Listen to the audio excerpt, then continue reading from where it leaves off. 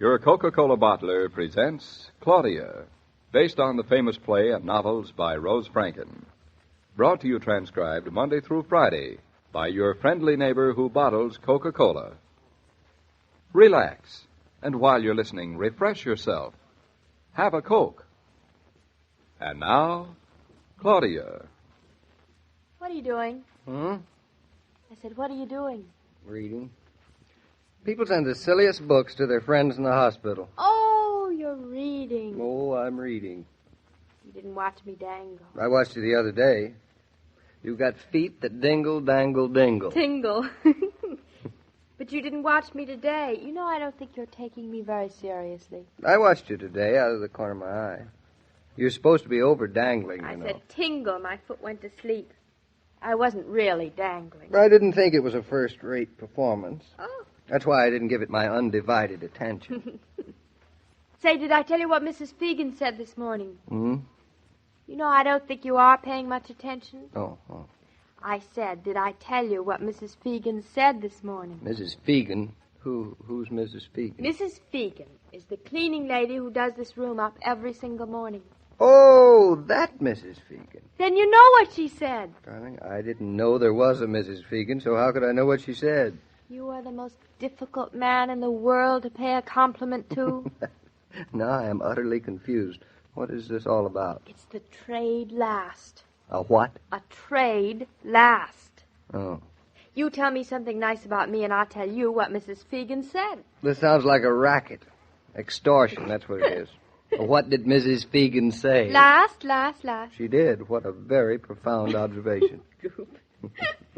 You give me a compliment first, or I'll never tell you what Mrs. Fegan said. Your tongue could be hanging out. Well, now, let me see. Oh, yes. The chief floor nurse Yes? told me yesterday that in all of her 35 years' experience in the hospital, she had never, but never known any woman to be so remarkable, so efficient in the business of having a baby. She did. Mm-hmm. Well, I guess I just have a knack for it. Now, don't you think that you'd better dangle some more? Why, I just did. Well, your leg must have gone to sleep again. I just pulled it. Almost pulled it off, and you didn't seem to be aware of it. Oh, you.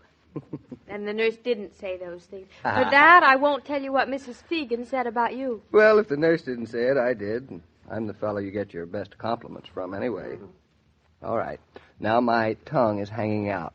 Well, Mrs. Fegan said, what a brave bundle of a baby he was, the living spit of his fine, handsome daddy, with a fist on him and a set to his jaw that would set the world rocking one of these days. No. Just like his fine, good-looking daddy. She said that. That she did. And you didn't dangle before she came in. You dangled after she left. Yes, why? Because she was pulling your leg. Mrs. Fegan, you can tell her, from David O'Shaughnessy Naughton, not only kissed the Blarney Stone when she was a wee bit of a lass, but she bit off a piece of it, too. Mrs. Fegan has never seen this fine, handsome husband of yours, and as for our offspring being the living spit of me, that is an ill-chosen simile. That is rank defamation and libel. What is? Well, he hasn't hardly any hair at all. He looks like he's been left out in the sun and parboiled. He makes the most outrageous faces and... Go on. And he's forever blowing bubbles. Now, if that's a portrait of me, one or the other of us is being libeled. Pretty bubbles. I think you're unjust. He's a beautiful baby. Of course, he's a beautiful baby. Did I say he wasn't? Whoa. But I don't think he's the spitting or any other kind of image of a 30-year-old man. I will tell him what you said, and he won't speak to you He doesn't again. speak to me now. He just blows bubbles. Pretty bubbles. When he gets them out over his chin, they're pretty. Well, he does most of the time. He's a very dry baby. Oh, darling, don't be silly. There is no such thing as a dry baby. A dry baby is an anachronism, a self-contradiction, an impossibility. Well, as babies go. He goes on and on like Tennyson's brook. Fegan. What about Mrs. Fegan? Nothing about Mrs. Fegan. It's just the name. It slipped my memory. You know how it is when something escapes your memory? It stands around and bothers you for days.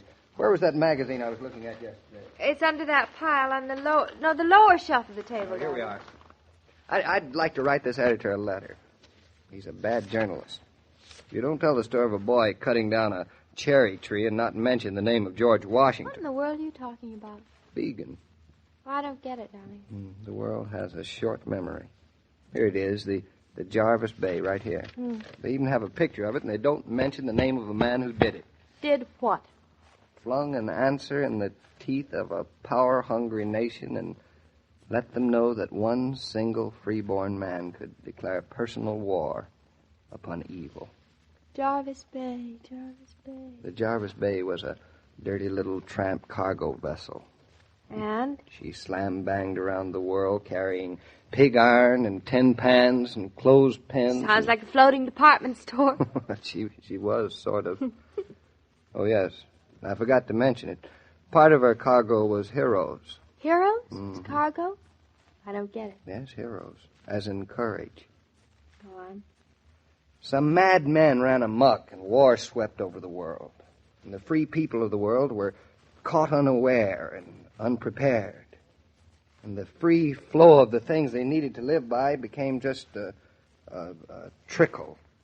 Even that dried up as submarines prowled the oceans and the enemy cruisers harried the sea. But the Navy? No, there wasn't enough Navy to go around for all the oceans of the world. And the losses? Were terrific. By the tens of hundreds.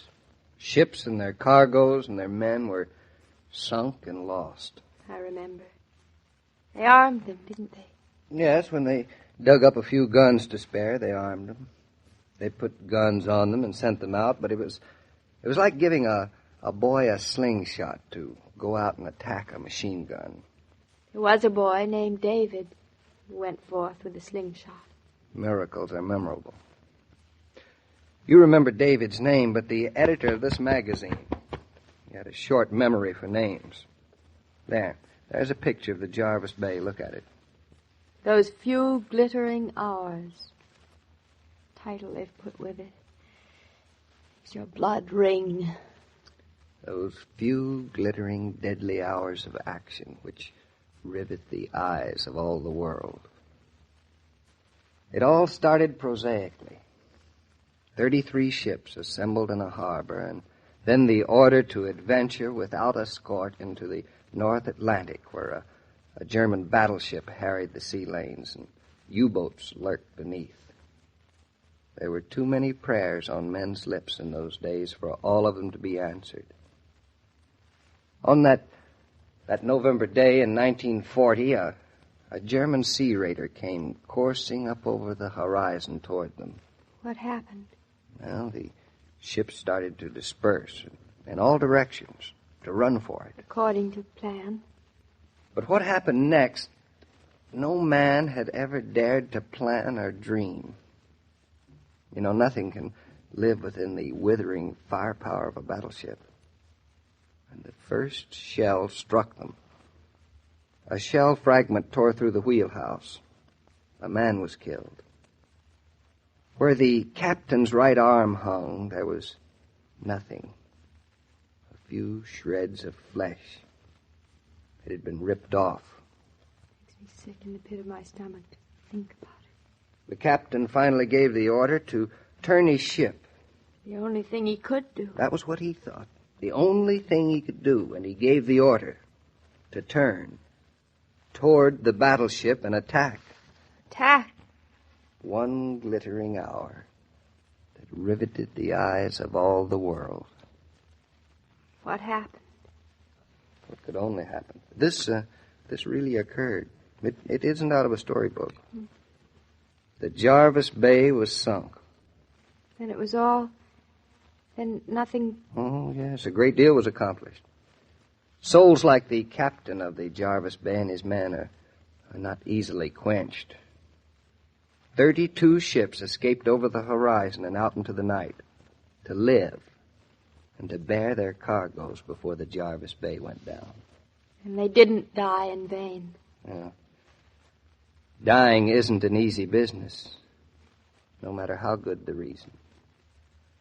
No, they didn't die in vain. That night, the world tightened its belt. The odds were heavy, and it would be a long war. But evil cannot survive so long as the soul of a single man will not be conquered. That night, a little man with a mad glint in his eyes covered his silly mustache to still the nervous twitch that worked there as he pondered. What breed of men are these who could love freedom so? You talk as if the sinking of this one ship marked a turning point in the war. It was one of them.